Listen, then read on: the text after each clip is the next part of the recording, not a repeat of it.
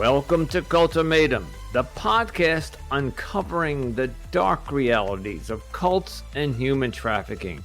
I'm your host, Anonymous Andrew, and each week we dive deep into the manipulation, control, and courageous escapes that define these worlds. And I'm Melody, Andrew's co-host. Having experienced the depth of a cult firsthand, specifically the House of Yahweh, I am here as an advocate for fellow survivors. The views and opinions expressed by our guests are their own and do not reflect the official policy or position of Cultimatum or its affiliates.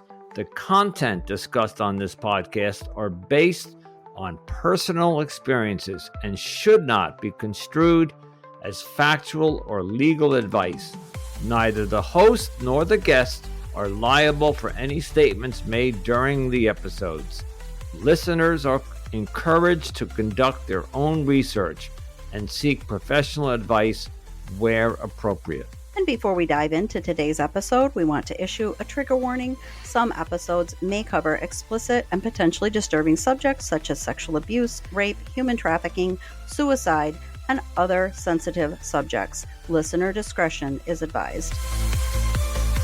Hey, Cultimatum fans, before we dive into today's episode, we need a tiny favor from each of you. That's right. If you love what you hear, please take a moment to rate and review us on Apple and Spotify. Your support helps us to reach new listeners and bring more awareness and attention to these important topics. So tap that star rating, drop a quick review, and help us spread the word. It really does make a difference. Thank you so much for tuning in and for your amazing support. We truly appreciate each and every one of you. Now let's get started with the show. Here we go. Hello and welcome back to another episode of Cultimatum, the culture of cults and human trafficking. And my name is Anonymous Andrew.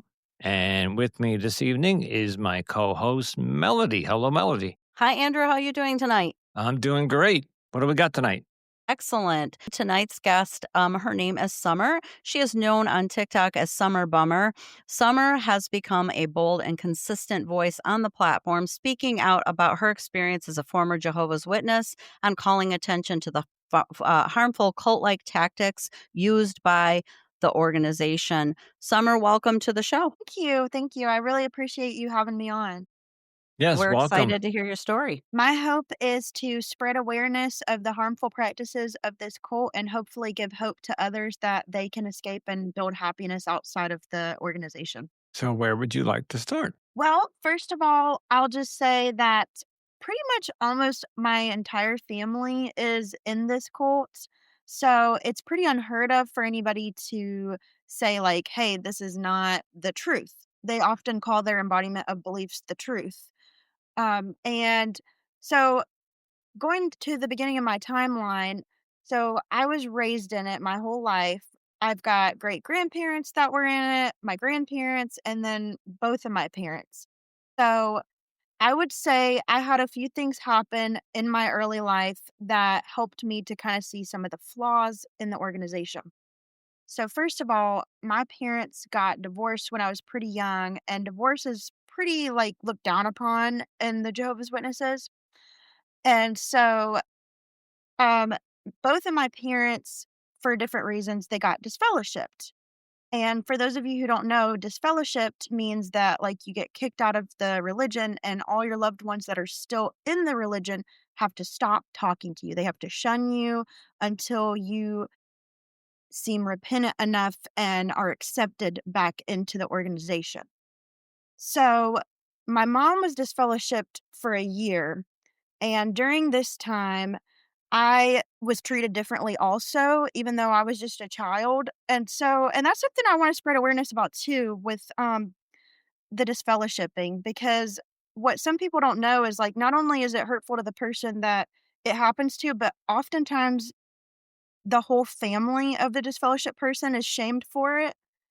And even though I was only 4 or 5 years old, I remember my grandmother told me an elder went up to her and told her that I shouldn't be sitting in her lap because my mom was disfellowshipped. And I was only 4 or 5 years old at the time. So, it wasn't my fault that she was disfellowshipped or anything. So that was one thing that was okay, this is odd. And then my mom was disfellowshipped for a full year despite doing everything by the book and repenting and confessing and going to all of the church services, and they still made her wait a year and shunned her for a year. I'm And sorry. What was she disfellowship for? it's a little bit unclear what she was disfellowshipped for. I do know that back then they were a lot stricter about, like, things having to do with drinking and stuff like that. Um, but it's a little bit unclear what she was disfellowshipped for. It's not really something we talk about a lot in the family, but I do know what my dad was disfellowshipped for. So, while my mom was only disfellowshipped for a year, my dad was disfellowshipped pretty much my whole childhood, and so, like, over 20 years. And he was disfellowshipped for over drinking and basically sleeping around. He cheated on my mom, and so technically, whenever you're a witness, you can get a divorce if your spouse cheats on you, or you can remarry if your spouse dies, but that's the only way they let you get a divorce, without, like, being punished for it. And oh, Melody, yes. Quick question.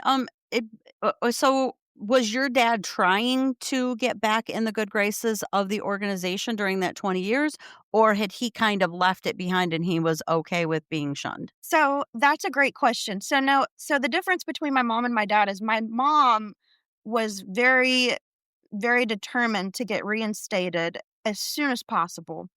And even with that mindset, they still made her wait a whole year, which is crazy to me. Like, even though she did everything by the book. But with my dad, he never really could seem to stop, like, just kind of a little bit of a party type lifestyle. And he couldn't really bring himself to go to all the meetings. So he never stopped believing in it, which means, like, on some level, he pretty much thought he deserved the shunning, which is messed up. Um, but no, he didn't really make the effort to come back until very recently. And Okay. throughout the time that he was disfellowshipped, you're technically not supposed to spend time with disfellowshipped loved ones, but my mom never made me, like, stop spending time with them because she knew how close I was to my dad. So I would go visit my dad, and I often felt like there were certain witnesses that kind of looked down on me for spending time with my disfellowshipped father. And I would say from a young age, I was able to see flaws in the organization, even when I still believed in it, because I saw how cruel the disfellowshipping truly was, because I had disfellowship loved ones from a young age. And the shunning Let's just just make never it really clear, made sense. if your parents, sorry, Summer, but if your parents were divorced, whether the Yeah. organization agreed with you seeing your dad or not, your mom would have legally had to let your dad have visitation either way. Yeah, that is possible, but I know he's always kind of, throughout my childhood, kind of had a little bit of a hard time, like, I guess, getting his life together, so I don't know how much that would have been true in his case. Right. So it's not like your typical situation because he had a hard time, like, with his drinking and stuff like that. Okay, Right. But go ahead, Andrew. yeah, I have a similar question or a follow up or in the same category. Except I just need some clarification. So, mom was disfellowshipped, and we're not sure why, but she was only for a year, I believe you said. Dad Yes. was disfellowshipped, but it was more like for a long time for Yes. infidelity and drinking. At what you were 4 at one point? I heard you saying that you were sitting on somebody's lap. Who was taking you to church to Kingdom Hall? Well, you're still allowed to go to the Kingdom Hall when you're disfellowshipped. They just weren't allowed to say hello to my mom. So, like, she could go in the church or a Kingdom Uh, Hall.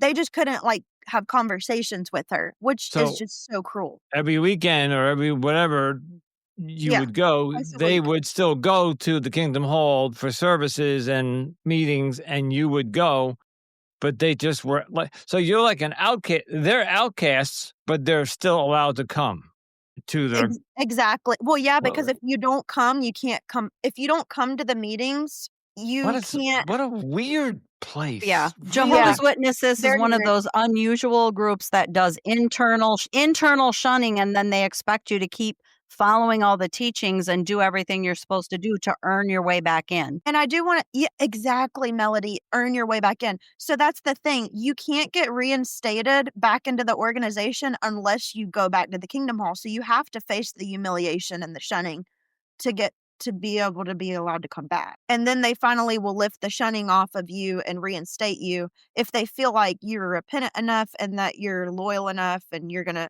do what you're supposed to do. But Which I've would be always like thought it was so, which is kind of like going to a party where nobody is talking to you, but you just keep showing up.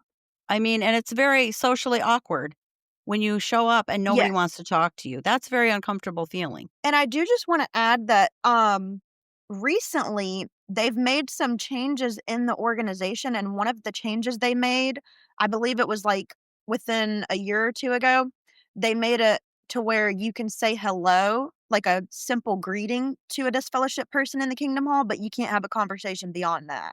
And it has to be in the Kingdom Hall. And they made this rule to try to appease people. And they also made it so reinstatement is easier now because, like I said, my mom was disfellowship for a full year before they let her come back, even with her going to every single meeting.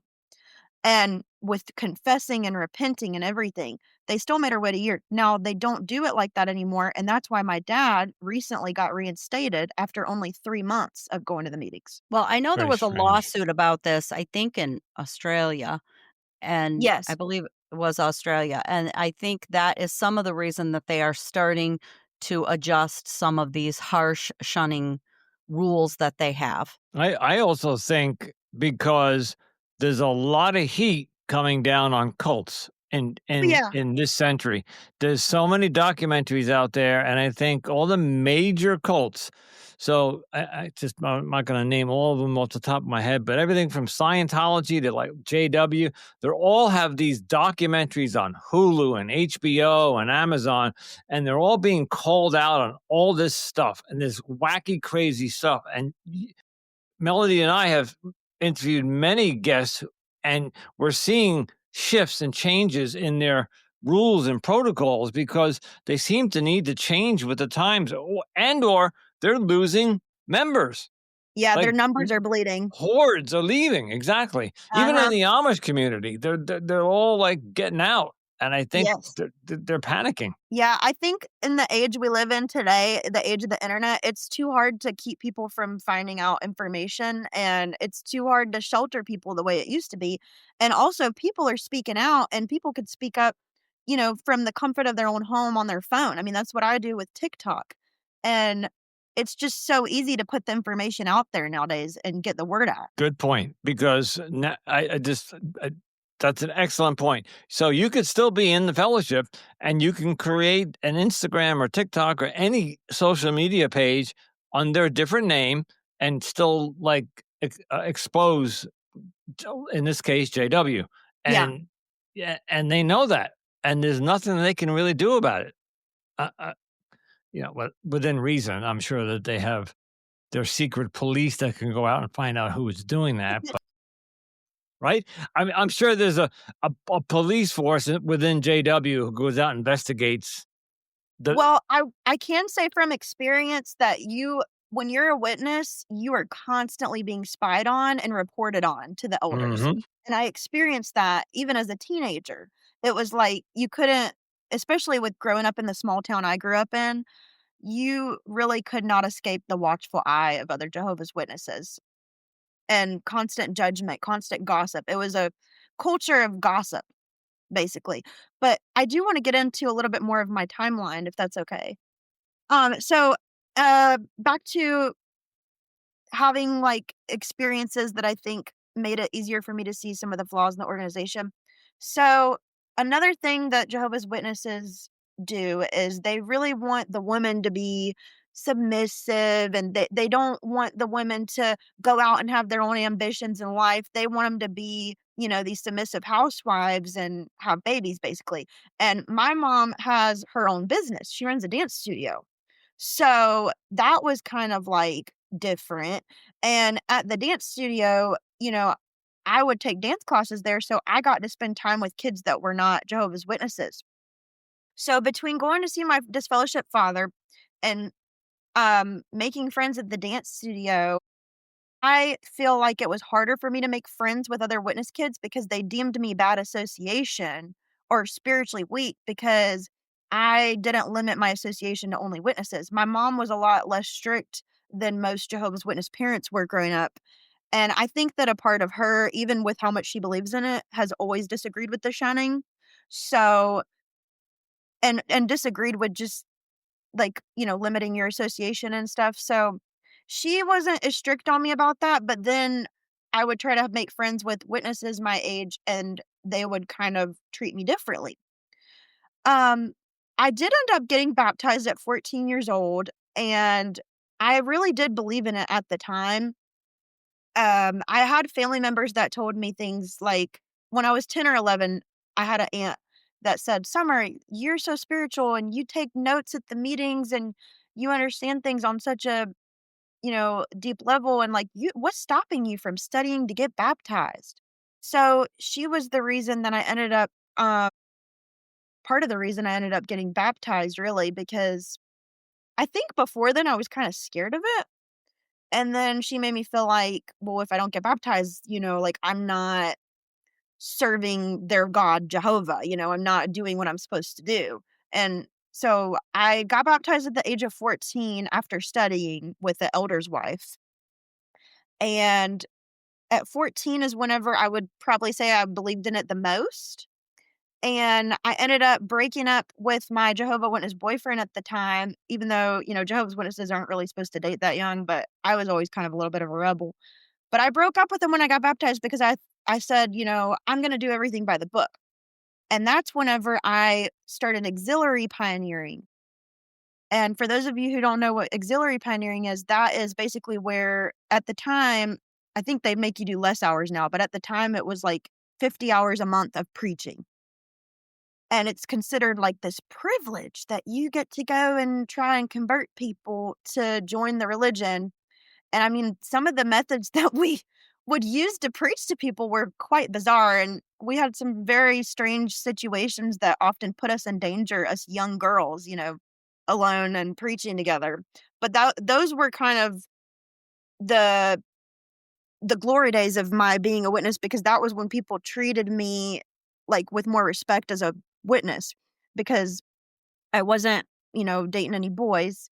And at the time, I think I started limiting my association to other witnesses. And then I was going out in service more, preaching and that type of thing. But then whenever it started to go downhill is at the age of 17, I just began to get this crippling sense of loneliness and anxiety and depression. And I just remember thinking, like, is this all there is? Like, being a Jehovah's Witness made me so unhappy. The girls, they were nice to me for a little bit and then they just started being mean again. And so it's like, I'm only allowed to spend time with other witnesses, but then they're acting like I'm like nothing I do is good enough. Like I'm not good enough association.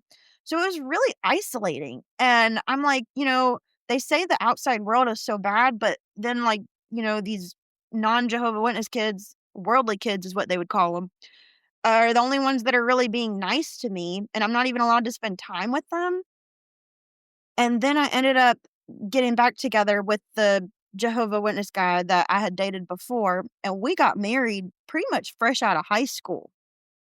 And that marriage only lasted for 3 years, and at the end of the marriage is when I realized I was in a cult.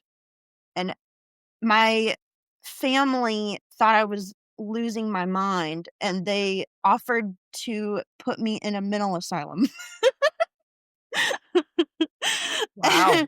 Why? Because you divorced him? Because of a mixture of all of it, because they're like, she's trying to leave her husband and what they believed was the one true religion, And I just knew I had to get out because I was really unhappy in the marriage. I think that a naive part of my brain thought that when I got married, it was going to become easier to be a Jehovah's Witness. And it didn't. Spoiler alert, it didn't get easier. It got harder, which was really shocking to me. Because I thought a lot of the reason why it was so hard to be a witness was because, it's just because I'm a kid and, like I'm missing out on all this fun stuff other kids get to do, like birthdays and holidays and parties and prom and after school activities. Like maybe I just hate it because missing out on all this stuff as a kid. But then you find out you grow up to be an adult and there's still stuff you miss out on as an adult, and there's so much stuff you're not allowed to do. But I just remember being really, really unhappy as a witness. And I started scrolling through TikTok actually.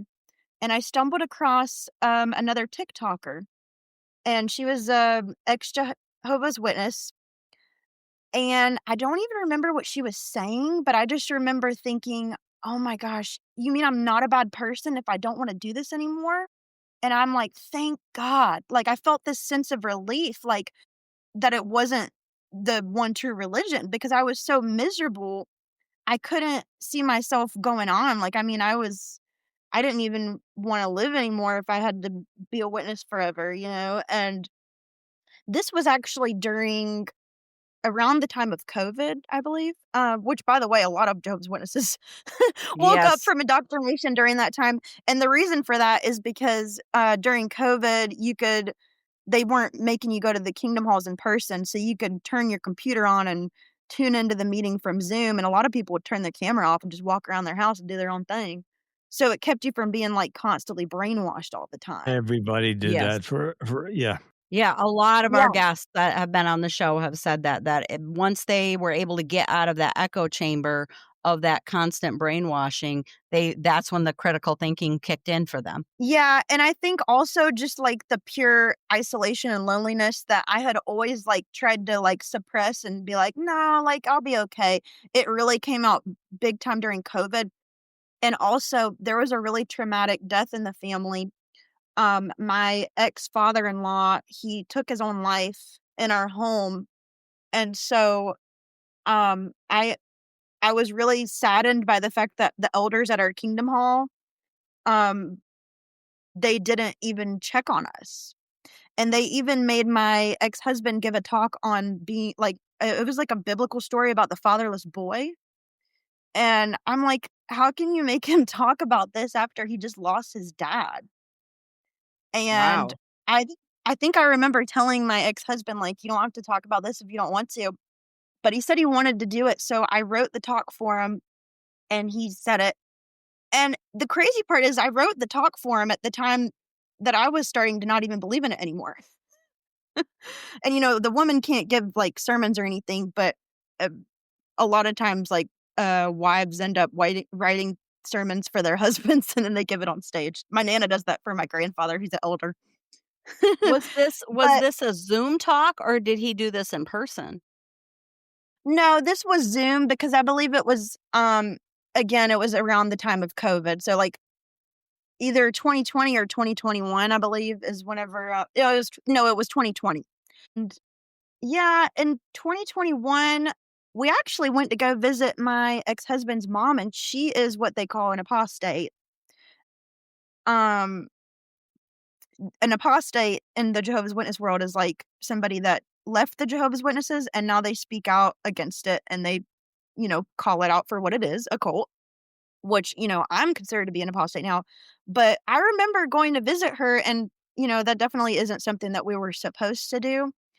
But I never had a problem with, spending time with disfellowshipped or apostates. And then I was already questioning. By the time we came back, I was full blown, like, woken up. Like, I didn't believe in it at all anymore.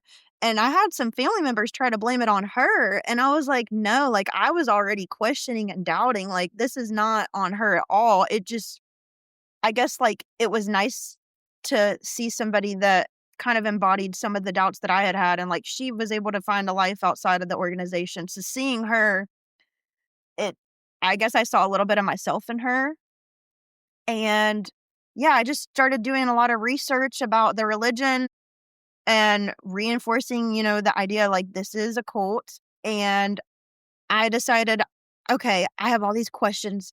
I'm gonna ask the elders about it." So I I'm can't wait to hear this. Go. Oh, I forgot to mention though, also, I think I was scared to talk to the elders at first because I didn't want to get disfellowshipped and have my family stop talking to me. But then I told my husband, the man who was my husband at the time, I said, this, think about this, like, and I brought the questions to him, and he's like, you need to talk to the elders about this. And I was like, no, I don't want my family to stop talking to me. And then I was like crying. And then he was like, you brought this on yourself. Mm. Like, like basically. And so, because he still believed in it at the time. I don't know if he still does, but then I was like, okay, I'm going to be prepared. So I wrote my little notes. And one of the things I brought up was like, they don't celebrate holidays because they say, like, oh, it has pagan origins.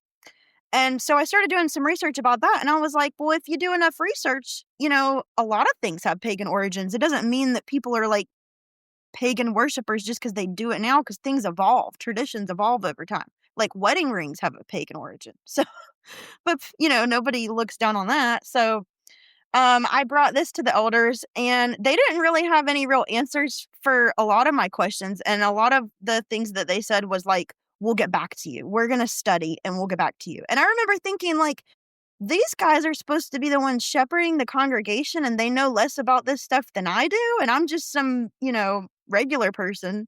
So, like, that made me question things. And yeah, I don't think they knew less. I just don't think they knew how to answer you on the spot. So you came to them with a legitimate question, and you probably blindsided them, and they weren't prepared for it. So what would they literally say? We'll get back to you on that, right? So they're going to go behind closed doors and have a meeting and go, how are we going to answer this? yeah. That's what I'm imagining visually. I was also going to say it's probably partially too because they don't respect a woman coming and asking questions Correct. because they are the men and they feel like they have a power, a place of authority. So it was probably an authority thing too. So they just really didn't even respect your questions. Let's think about it. How many people, number one, male or female, in a typical day or month, question any of the elders on JW? Nevertheless, a woman in her young 20s, right? I'm guessing you were Yeah. young. Yeah, that is true. And They didn't see it coming. They didn't see you coming. Yeah. Meaning they weren't prepared. So I already kind of had started to have a little bit of, I guess, more, not animosity, but just like questioning the authority at that point, because I won't get too into it because it is a hard topic for me to talk about. But I was reproved at one point during my marriage. I'll explain what that is. Getting reproved is a different type of discipline. Fellowshipping is like the harshest um that you, punishment that you can get. But reproving means that like you get in trouble for something, but like you don't have to be shunned by anybody. You just lose some of your privileges within the congregation. So, in other words, like if you get reproved, there's two different types of reproof. You can get privately reproved or publicly reproved. I was publicly reproved. So that means that they make an announcement at the meeting and say, Sister Summer was reproved. They don't say the reason for it, but everybody knows, like, oh, she got in trouble. And they do the same thing with disfellowshipping, but sometimes they'll give you a private reproof, meaning that like it's kind of more hush hush. And when you get reproved, you can't do things like comment at the meetings, or you can't go door to door preaching. So, or give like demonstrations or talks. So like people might notice it or they might not notice it. It just depends on how active you were in the congregation before. So whenever I was reproved, um, I I had a really traumatic situation happen with that, where I made a confession to 3 elders, and one of the elders went and took my confession and leaked it. He called my stepfather and my grandfather immediately and told them like really um just a lot of details that he didn't need to give them. And it was a really humiliating experience for me. And it made me realize, like, you know, how can these men be like picked by God to shepherd the congregation, and then they can't even like be ethical enough to keep a confession private? Like, I was going to them for spiritual guidance on something that I needed help with, and then one of them just completely violated my privacy. Right. It sounds like it And was so something private and personal, and they were sharing it. Yeah, and I do want to say it wasn't all the elders that did it. It was one elder in particular, and he's been known to do this. And I actually was so upset about it that I ended up confronting him about it because which I think was a big shock too. That's one thing, like, I just was not the submissive type woman that, most Jehovah's Witnesses are, I guess. I went and confronted him. I called him. I said, "Was that in your protocol? Is that something you're supposed to do? You're supposed to go and leak people's confessions?" He's like, "Protocol? There's no protocol," which there is, by the way, because they have a secret handbook called Shepherd the Flock of God. And he was lying. He knew what he did was wrong. So I ended up going to some other elders about this. And one of the elders who I still really love today, he took up for me. And it became this like political thing because um one of the elders' family members was also like an elder and he was trying to take up for him. And I'm like, he's been doing this to other people. I've had people complain to me before about like he basically uses confessions as gossip or like a pissing contest with the other elders. Because so when one of your family members, particularly if it's a woman, by the way, screws up and gets reproved or disfellowshipped, it's considered like you don't have your house in order. And that elder has always been threatened by my stepfather and my grandfather. They're both elders at this time, and they still are. So he went to them because it was like, "Oh, you don't have your house in order, but I do." It sounds like a soap opera. like, uh, like I'm listening to all this drama It is a in lot of drama. in a religious environment, was supposedly religious, and nobody can stick to the rules and stick to the policies and protocols, and I don't know what confessions are like in Jehovah's Witness, but I'm just going to say it. I was brought up Roman Catholic. When you went to a priest and confessed, that was supposed to be sacred. That priest was supposed to Exactly. take that to his grave. God knows if if they did. I could see these priests all sitting around a campfire. And they say, "Oh, well, Andrew came in today and told me he masturbated," and so I could tell Yeah, him. yeah. Yeah. But so you don't even know when you go to confess something to somebody, you're assuming they're keeping it private to themselves. That's a big assumption these days because there's a lot of sick people out there. I'm going to ask you a question, and Melody, back me up on this because at this point, have you heard of the terms PMO, physically Oh, and mentally? oh, yeah. I'm So, very active on XJW Reddit, so okay, so where are you at this point? Are you PMO? Are you POMO? Are you PUMO? I am POMO all the way out. I'm Okay, apostate. So I'm okay. pretty much as No, POMO. I don't mean today. I mean in your story, like after. Oh, okay, in that point in time, okay, so I was only reproved at the time, so I was physically and mentally questioning. Mm, I don't So think we that can pronounce that. PQ. PIMQ. PIMQ. Okay. PIMQ. PIMQ. Okay.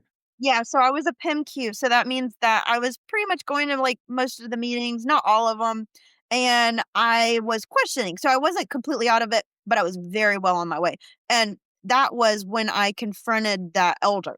That's when I was questioning. That's when I didn't realize completely it was a cult yet, but I knew that there was injustice happening, and I was sick of people not calling anybody out about it. Because I'm like, how is anybody gonna be these men are supposed to be shepherding the congregation and they're getting a pass on doing crappy things because they're the elders. Who put the word cult into your mind? Who put the word cult into my mind? Mm-hmm. I would say because I was doing research online, Good. during COVID, I was very, very unhappy, after the death happened in our family of my ex-father-in-law, and I was having a lot of issues in my marriage with my Jehovah's Witness husband. Um, I was disagreeing with a lot of the practices of Jehovah's Witnesses, so I started researching all kinds of stuff that helped me out. I mean, like, not only learning about what a cult was, but I started researching, like, what is emotional abuse? What is manipulation? What is gaslighting?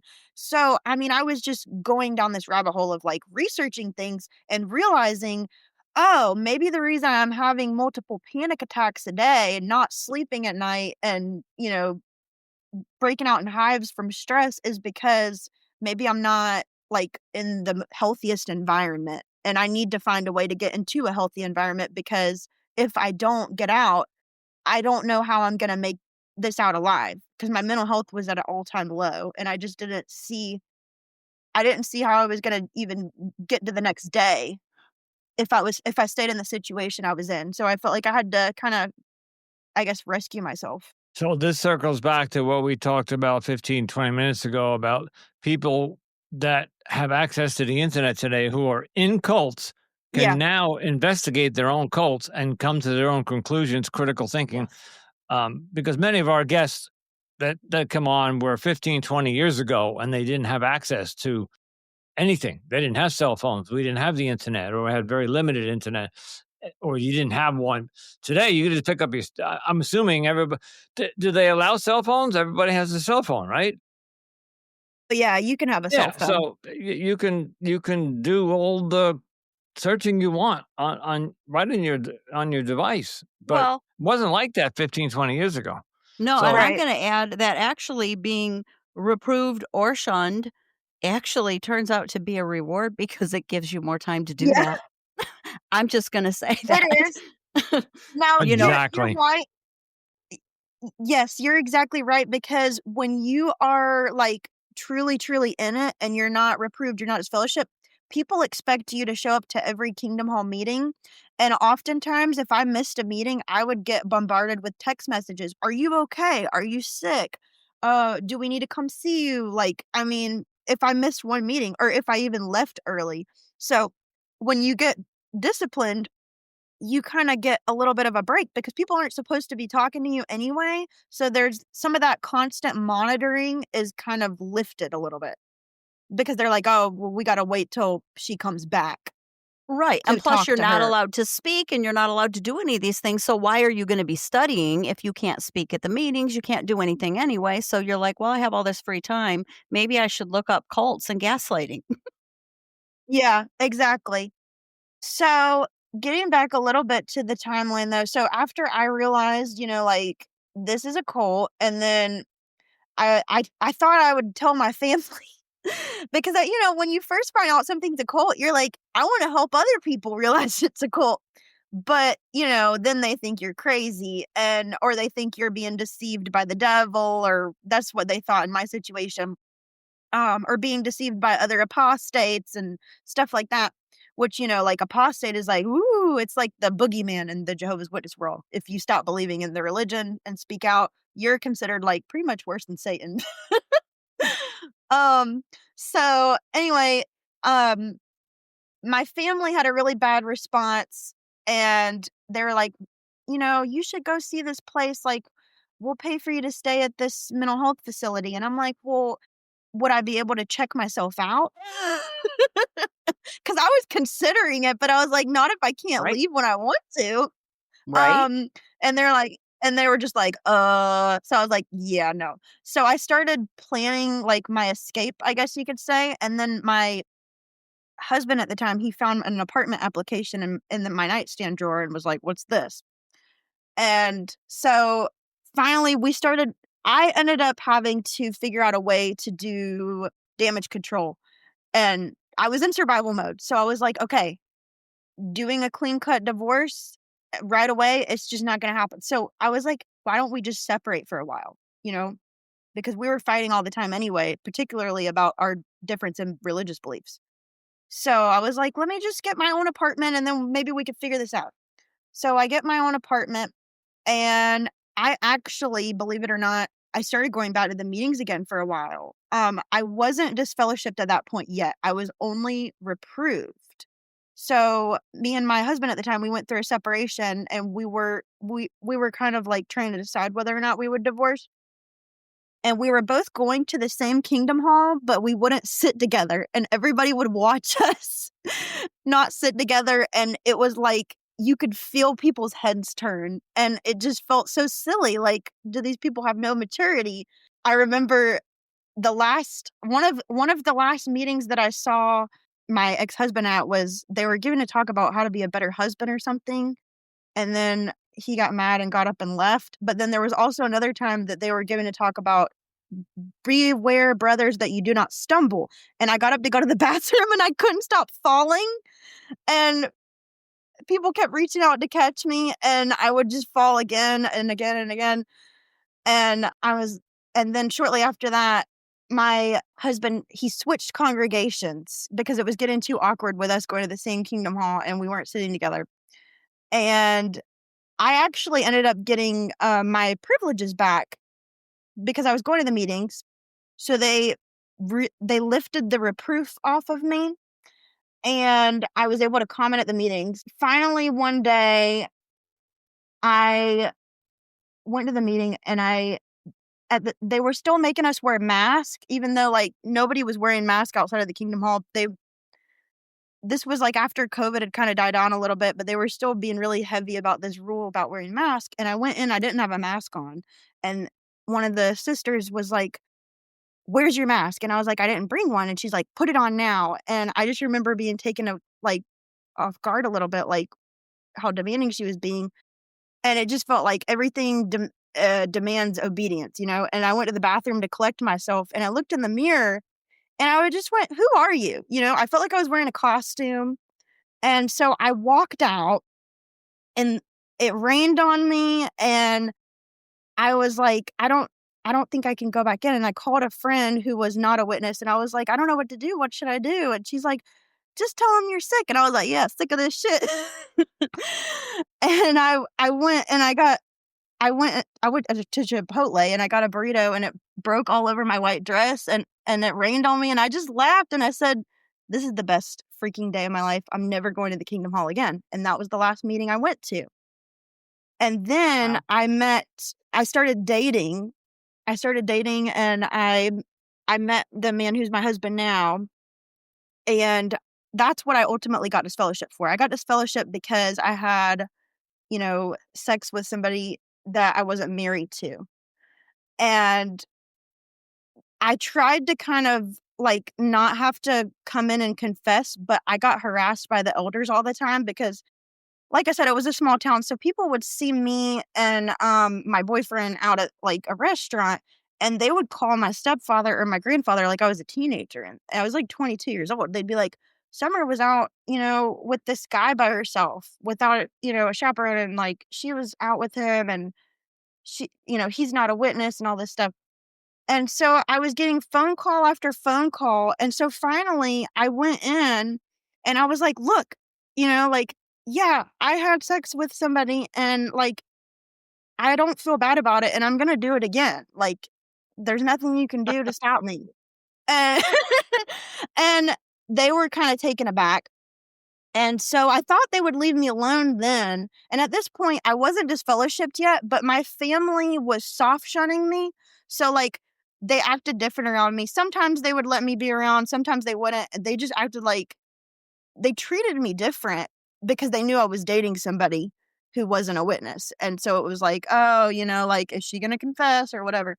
So after I confessed and they didn't disfellowship me right away, I was like, "Wow, I'm surprised." And then they kept calling me, and I was ignoring them. And then one day my grandfather showed up at my doorstep, and my grandfather's an elder. He showed up with my grandmother also. And they gave me a letter, and it said, "Dear Summer, we need to speak to you regarding a matter of fornication. Please reach us at this number at your earliest convenience so we can arrange a meeting to discuss it." And I remember like feeling really weird because I'm like, great. So my grandparents give me this letter calling me a fornicator. And after they left and I was trying to collect myself, I realized I was watching a TV show on the TV. It was a TV show called Lucifer.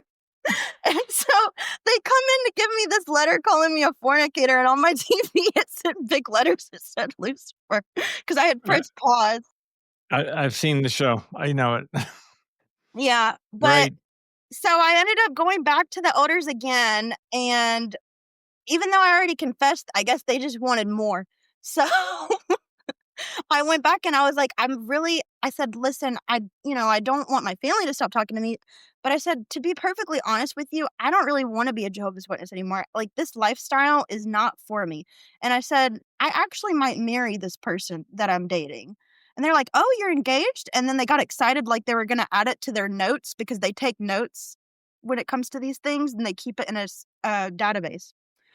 And I was like, "No, well, we're not engaged yet. I don't know if we will get engaged." But I said, "Look, either way, like, I'm not leaving the Jehovah's Witnesses to be with some guy. Like, I was gonna leave the Jehovah's Witnesses anyway. I just happened to meet somebody in the process, you know?" But I said, And "I don't you leave it." you were already separated from your husband. You were living apart. Yeah, no, he had already sent me the divorce papers. Good, good, good. Okay. Yeah, no, because we were fighting all the time, and then we separated, and nothing improved, like, nothing Yeah. improved. So, No. and I told him, I said, like, "I can we can split." I remember I tried to do it like an easy way. I was like, "We can split the bill on these divorce papers. I found an easy way to do it online for only 100 something dollars." But then he wanted to get a divorce lawyer, so I ended up barely having enough money to make rent. I ended up finding enough money to get a divorce lawyer, and, divorces can take a while, so we were both seeing other people. He just never confessed the way that I did. I only confessed because they wouldn't stop harassing me unless I went and confessed. Well, they Uh, needed more juicy gossip. yeah, Yeah, for real. they thrive on that. They need that. Yeah, that's why when you confess whatever you confess, this guy went running around telling everybody, "Oh, because they had the dirt." Yeah. Quick question, and you didn't mention this, so I'm assuming no. There were no children from this marriage. No, there was no children, Okay. thankfully, 'cause that would have Yeah. made things a lot more Of course. complicated. Of course. Yeah. Yeah. But we both started seeing other people. I believe he's never even been to fellowship because he just didn't go to the elders about it. But I think it goes back to the double standard about the way women are treated in the organization and the way men are treated, because nobody bothered him and worried with him about what he was doing or if he was dating. It's like everybody had to get on me and talk to the men in my family to, like as if they were gonna tell my grandfather or my stepfather, and they would get me to, start being a good little Jehovah's Witness girl again. They treat The women like, like, I don't know, like, okay, outcast. well, like, they have to be so obedient. There's, like, different Yeah. expectations Yes, I they're an on the women because 'cause they're clients. inferior sex and an inferior, yes, member of the organization. For sure, yeah. One quick question, and then we got to begin to wrap up. And Yeah, so I'll let you finish your story, but then we got two questions. But just quickly, I'm thinking like at this point at 22, I'm divorced, or the papers are getting signed and going through yeah, the court system, and I'm dating somebody else, and we're falling in love. And I don't want to be part of this organization anymore, this cult, because you discovered it was a cult. I This is me, and I'm not an ex cult member, so I'm talking out of whatever. I would just walk away. I wouldn't even look back. I wouldn't like. There's an old movie where Burt Reynolds was driving and he pulled his rearview mirror off the windshield and said, "Whatever's behind me doesn't matter," because really you're just walking away. I, yeah. is that what you ultimately ended up doing? It's just like literally walking away. And I know that has consequences. I know that your family can shun you and not talk to you anymore. Am I on Well, track there?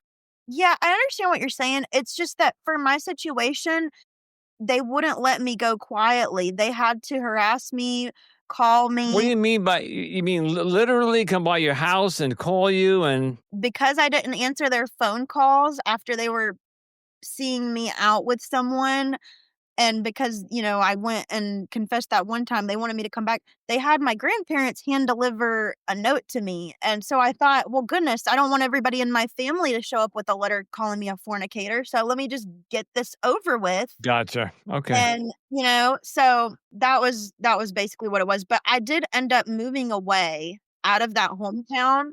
So, my boyfriend at the time, he asked me to move in with him, and I said yes, but he was so smart because he knew I needed, like, some time alone. I ended up living in that apartment by myself a little bit over a year, and I think I needed that time on my own to really, like, figure out who I was as a person independently. And deconstruct. You went through a deconstruction process probably Yeah, in that. and just Yeah. figuring out, like, how to stop being a people pleaser all the time and figure out like, well, what do I want out of life? Not about what everybody else wants, but like, what do I want? Who am I? And even living by myself in the apartment, even whenever it was just like during a separation, I think it's interesting that I had family members that were discouraging me from living on my own. They're like, don't do that. Go live with us or go live with family because as a Jehovah's Witness woman, they don't want you to be independent in any way. Like, I really do believe that because I've seen a lot of women that, like, if they don't get married, they just live with their parents. Like, it's looked down upon a lot of times for, like, Jehovah's Witness women to go live by themselves because they just want you to be somebody's submissive something. And so I thought that was an interesting aspect as well. And I was like, no, like, I need to do this for me. And I love that my husband, when we were dating, he understood how important it was for me to, like, live on my own for a while. Because he said, "I would have asked you to move in with me sooner, but I knew you needed that time." Well, he wanted to So make sure that you were ready, and he wanted to give you that opportunity to figure some stuff out for yourself to make sure that you were with him for the right reasons and not just kind of falling into his lap because you had nowhere else to go, so to speak. Right. And that was very smart on his move, and that was very smart on your move. And we'll be right back after this quick break. Can we wrap up and ask you our closing questions, or do you have anything else you want to tell us? Okay. Great story, by the way. Just Yes, Thank you. lots of juicy parts in there. and Melanie and I were talking at the beginning before you came on, and the most told story on this podcast are JW stories, because there seems to be a lot of you out there who are leaving JW. Yeah. And every single one is different, is unique and different, and we hear different perspectives. So yours was a completely coming from a different perspective and a different angle and a different, how you got into it, how you got out of it, and how you deconstructed and all that. So my question to you now is going to be, I heard you say you married him, so you're with your husband Yes. now. Yes. What is your belief system in religion? Are you agnostic? Are you atheist, or do you have a higher power? Okay, so I finally have gotten more comfortable answering this question. So I do believe in God. I do believe in a higher power, but I don't really care about the label so much. And I've Good. even referred Okay. to God as like the universe. I'm not really one for organized religion, but I have tried different churches just to get a good experience and compare what churches are like because as a Jehovah's Witness, you're not allowed to go to different churches. But the funny thing is about me that I think confuses a lot of people is, yeah, I believe in God, but I also like tarot. Yeah, So, like, it's funny. Number one, that's the most common answer we get is that they have ex-cult members have a higher power, but they don't believe in religious organizations at all. And I'm a tarot card reader, so I find that's interesting because I think I don't have a religion, but I read tarot cards and I believe in universe. So that's what a very interesting alignment there. Mel, do you want to ask your question? Yes. Summer, if somebody happens to be listening, whether they're a current Jehovah's Witness, ex-Jehovah's Witness, PMO, POMO, all the mo's, and they happen to be listening to this and they're listening to your story, what piece of advice would you give them if they're starting to doubt their situation? I would say no matter what anybody tells you, you can do anything you set your mind to. I don't care what anybody tells you, you can do it. Everybody in my life told me, you're never going to make it on your own. The world is going to chew you up and spit you out. And guess what? Here I am. I am happier than I've ever been. I've found, people that love and support me for who I am, despite, maybe we don't have the same beliefs and everything. I just think it's so important to never give up on yourself. And it's okay to leave something that's hurting you. If something doesn't resonate with you anymore, don't stay just to appease others. You have to do what's right for you. Absolutely. Absolutely. Perfect. Yep. Excellent advice. Thank you so much, Summer, for coming on the show and sharing your story with us. We really appreciate it. Yeah, fascinating and eye-opening, and I'm glad you knew all about PMO and POMO and all the mo's. And so All right. Summer, thank you. And tell everybody where they could find you on TikTok. You can find me either Summer Lily Lala or Summer Bummer. Summer Bummer. And we'll put those in the show notes, right, Melody? Yes, that will be in the show notes. Absolutely. Okay. Thanks again, Summer. Thank you so much. Yes, thank you so much for having me. I really Thank appreciate you. Okay. We'll be right back after a quick break. Don't go anywhere. More Cultimatum is coming up. And once again, we want to thank Summer so much for coming on and sharing her story with us. We have a little bit of an unusual circumstance. Summer contacted us after her episode was recording, and she didn't feel like she wrapped up her episode quite the way she wanted to. So we invited her to come back and join us to do the outro with us. So Summer, welcome to the outro. Thank you. Thank you so much for letting me do this. I really do appreciate it. So go ahead and tell the audience what you were wanting to share. Okay, right. Of course. So I just wanted to say that I am so grateful for the life that I've been able to find and build after leaving the cult of Jehovah's Witnesses. And while the process of leaving was extremely hard and there was a lot of loss involved in that situation, what I've found has been really beautiful. One thing in particular I want to talk about is my husband has been so supportive of me in my deconstruction journey and my healing journey after leaving a cult. And he's helped me to believe in myself whenever I was scared to talk about this stuff. And so I just think that I guess I just want to give a special shout out to my husband because of how supportive he's been.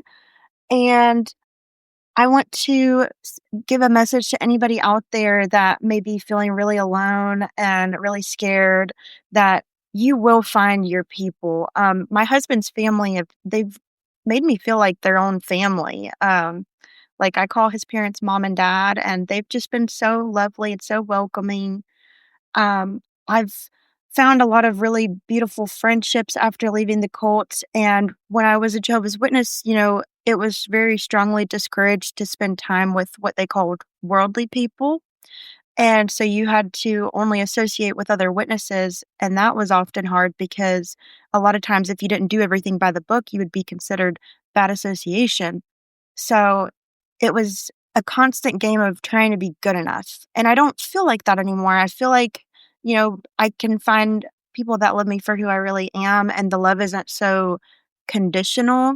And I also feel like I've healed my relationship with God because when I was first leaving the cult, I was actually kind of angry at God just because of all of the injustice that I saw within what I thought was, his religion. So I guess that's all. And also, I am working on a horror novel it's going to be called The Children of Mother Gaia, and it's going to be about a girl who slowly realizes that she's in a cult. So, hoping to release that book soon and just see where my creativity takes me, because I do feel like my creativity was kind of put into a box when I was a Jehovah's Witness because it's not really strongly encouraged to pursue your dreams. And now I get the chance to do that. So. Well, that's awesome. Yeah, thank you for coming back and sharing that. And thank you so much for letting me come back on to share that. Absolutely. And if you finish that book and you want to come back in and promote your book, come back on and promote your book. We would be willing to have you back on and you can talk about your book too. Thank you so much, Melody. You've been such a wonderful presence. I'm so glad that I met you through TikTok. Well, I'm glad I met you too. It's been a pleasure. And speaking of TikTok, I did check out your TikTok channel thing, and it's pretty wild. So I do recommend to the audience to go. She's a character on there, so go check it out. Oh my yes. Yeah, she has lots of fun and funny videos. Yeah. I try to keep it fun. Thank you so much, Andrew. I try to keep it fun because cults are kind of a heavy topic. So I try to have fun with it and make it a little more lighthearted when I can. Yeah. Well, you have been successful. Yeah. So, okay. Well, We want to thank Summer once again. Summer, thank you so much for coming on. And as always, we want to thank all of you for tuning into Cultimatum. We do appreciate your support in our mission to expose the truth and highlight the voices of these survivors. If you're enjoying the show, don't forget to rate, review us on Apple and Spotify. And don't forget to follow, share, and keep listening to all of our latest episodes. You can also follow Cultimatum on Instagram, TikTok, Pinterest, YouTube, and Spotify for more content and updates. Don't forget to join our Facebook group, Cultimatum Podcast, where we dive deeper into these important topics. And if you are a cult survivor and you're looking for any additional support, we do recommend joining the Cult Escape and Recovery group on Facebook. If you're interested in more of my work, check out my other two podcasts, Digital Dating, where I unpack the complexities of relationships in today's world, and the Weekend Rant podcast, where I tackle life's frustrations with no filter. And if you head over to the AnonymousAndrewPodcastStudios.com, you will get all of those, including Cultimatum. Everything will be over on that website. And if you have a story related to cults or human trafficking that you'd like to share with us, please email us at cultimatumpodcast@gmail.com. Want to support the show? You can help us by covering production costs by buying us a cup of coffee. It's a link in our show notes. Just click on it and it'll take you to a little page and you can donate $5 or $10. We'd appreciate anything that you can give us. And as always, stay safe, stay informed, and remember, you are not alone.